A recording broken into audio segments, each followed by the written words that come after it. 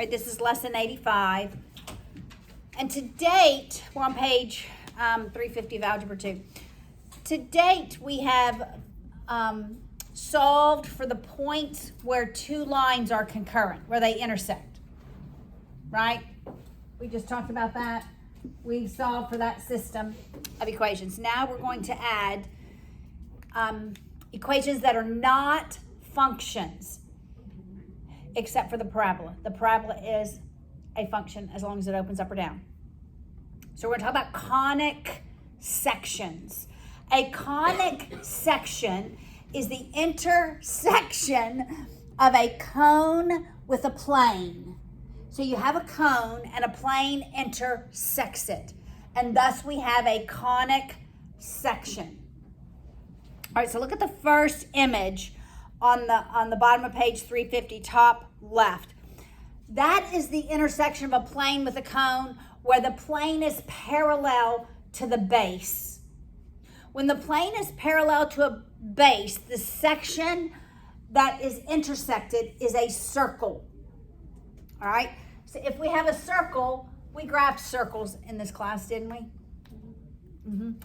A circle, the equation is x squared plus y squared equals the radius squared. And that is when the center is at 0. That is a circle. So if we have a circle and it is intersected by a line, how many points are they consistent? 2. So we're going to have two solutions if we have the intersection of a circle and a line. All right, the top right image is the image of an ellipse. An ellipse is that intersection between the plane and the cone when the plane is oblique to the base. Oblique means not right, not perpendicular.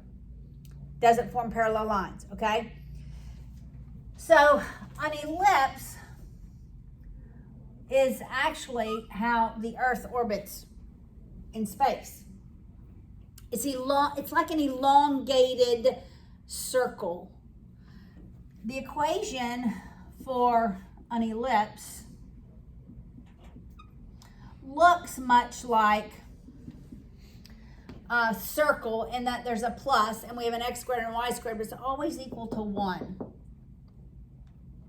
Such that this a squared tells me this is called the major axis. And that's like, it's not like, it is the value of 2 times the a value.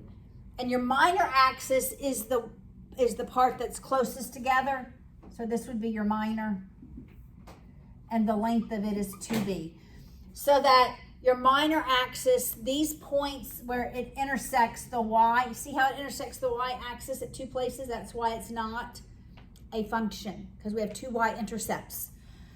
It's closer than where it intercepts the x-axis. All right, so that's an ellipse. If we have an ellipse and a line, we still have 2 places where they are consistent, where they intersect. So a circle is a conic section. An ellipse is a conic section. A parabola is a conic section. That's the bottom left image. So this plane intersects the edge of the cone, not the entire cone. It doesn't go through the entire cone, whereas an ellipse is oblique with the entire cone. Now the plane hits the base somewhere inside the cone. A parabola is a quadratic equation. X squared plus something x plus some number equals 0. Parabolas are second degree equations. And your circle and your ellipse, okay, in a parabola, notice y is to the first power. in both your ellipse and your circle, y is squared. That's what makes it not a function. The last one is a hyperbola. It's when you have two cones and that plane intersects the side of them. Doesn't necessarily have to be perpendicular to the ground, but typically it is. So here's a hyperbola. This is what a hyperbola looks like graphed. It almost looks like two parabolas facing away from each other, like, I'm not talking to you today, right? They always face away from each other. The difference between an ellipse and a hyperbola is that sign in the middle. It's a negative, it's minus instead of a positive. So if I had, let's suppose I had a circle and a hyperbola.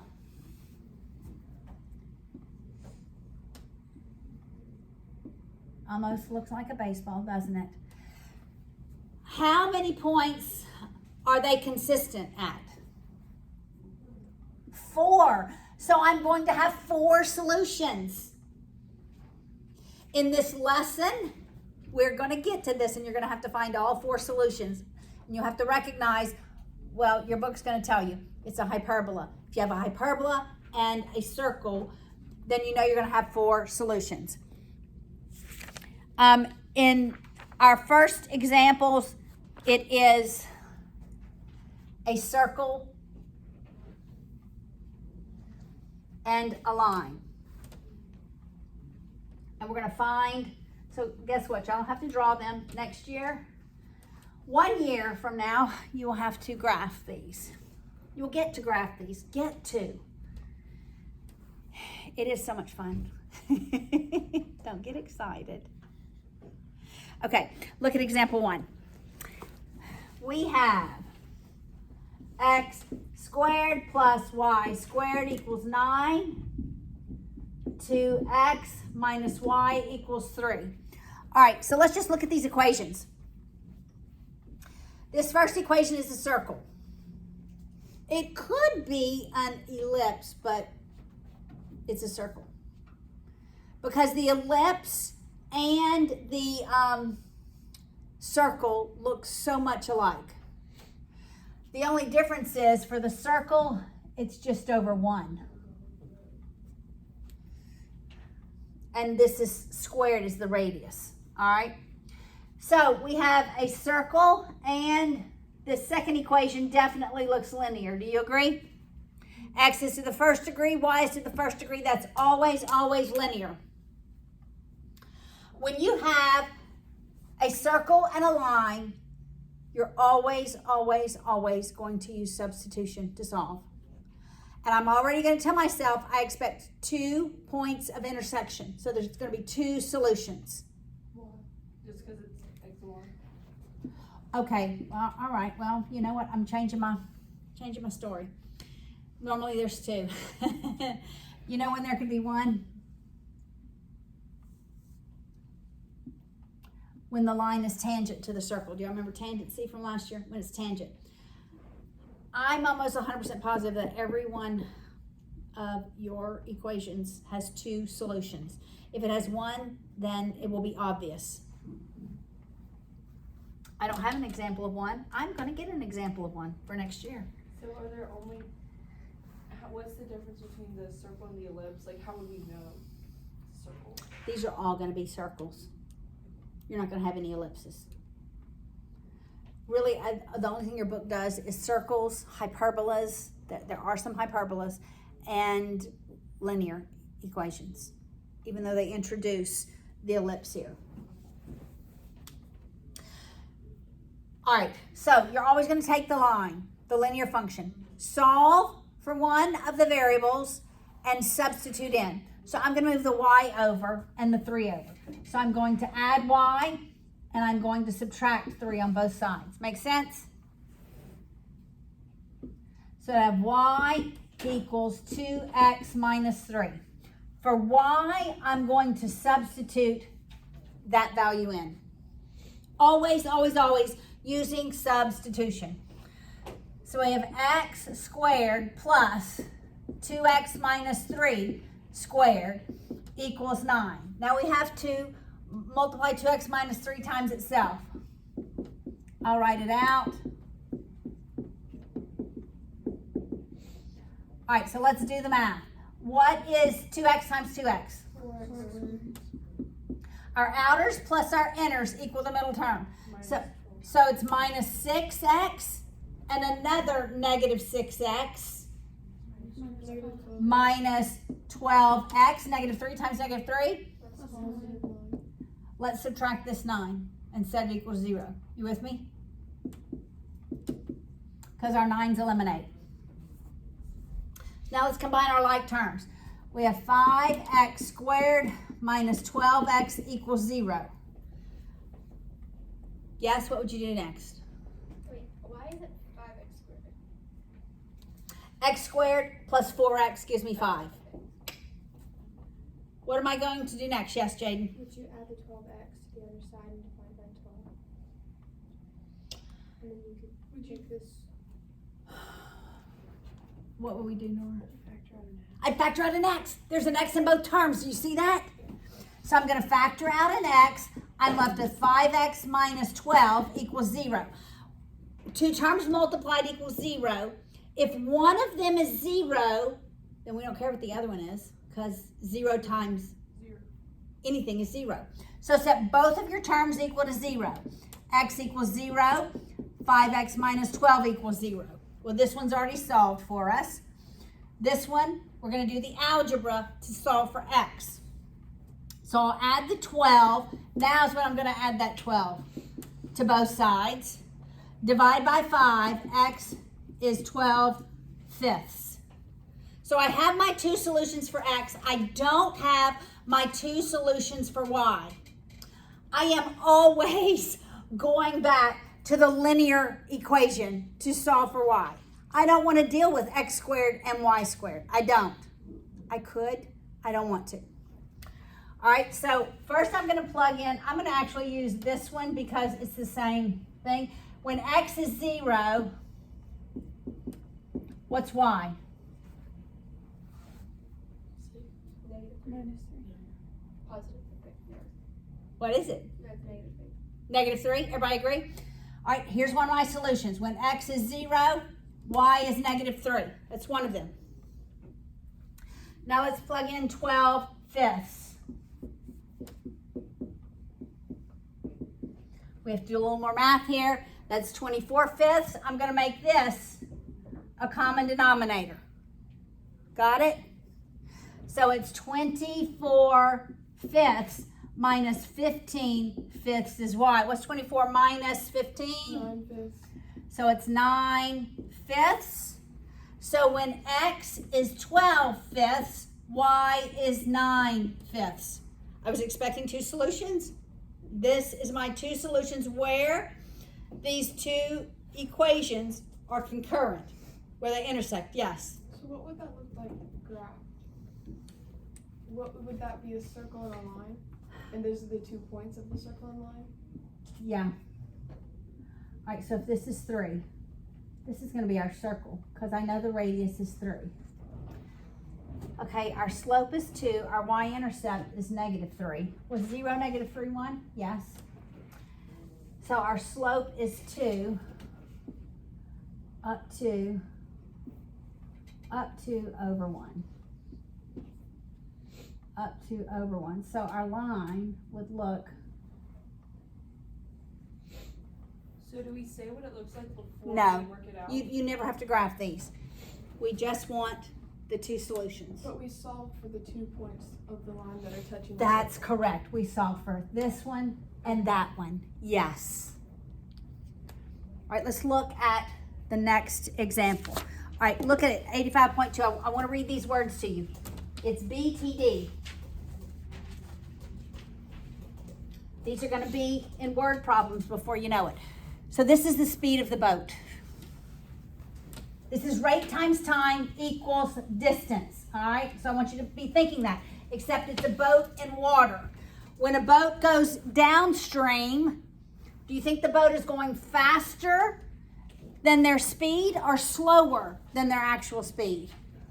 Faster. That is correct. When the boat is going upstream, except for some of you, if it were salmon, it'd be different, right? Some of you that went to D now this weekend, salmon do their best upstream. I had salmon for dinner last night. It was delicious. I know it has nothing to do with these problems, except when a boat goes upstream, do you think the boat is traveling faster or slower than the speed on the boat? Slower, okay? So that's what I want us to think. All right, so look at these equations. Both are second degree.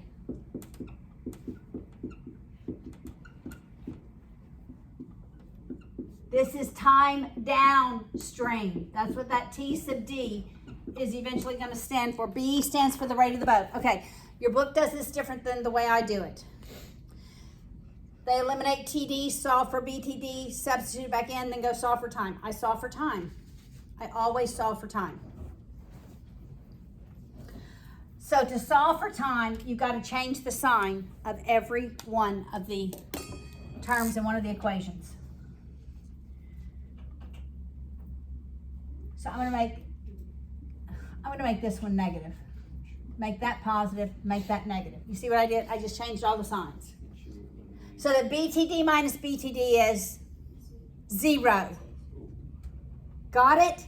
I'm eliminating the second degree term instead of solving for it like your book does. Yes? Why can't you eliminate? You can. That's what the book does. Oh, okay. But I don't. Only because I know how you're going to have to solve these problems in the future. Okay? All right, so then 5TD plus 5TD is 10. TD equals 25 minus 15. What's the time downstream? 1. Now I can go substitute this back in to one of the equations and solve for the speed of the boat. I'm going to go into the first one. So 1 times the speed of the boat is just the speed of the boat. Plus 5 times 1 is 5 equals 25. What's the speed of the boat? 20 probably miles per hour. Okay, if you solve for BTD, then you have to go in and solve for time and then go back and solve for the speed of the boat. It adds 1 step if you do it the textbook way. Make sense? So we're always eliminating the BTD by changing the signs in every term in one of the equations. Solving for time, substituting it back in, and solving for the speed of the boat.